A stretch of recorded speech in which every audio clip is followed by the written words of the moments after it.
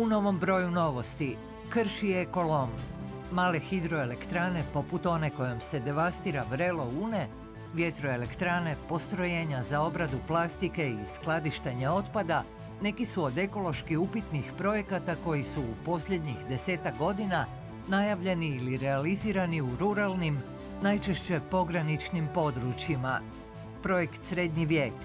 Stjepo Bartulica, Davor Ivo Stier, Željka Markić, Marijana Petir i slični preko projekta 2025 uvode ideje zabrane pobačaja, uništenja Agencije za zaštitu okoliša, zdravstva, socijale radnika, rezanja poreza na korporacije.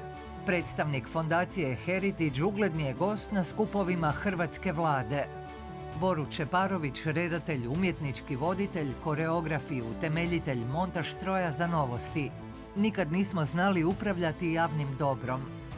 Čitajte novosti.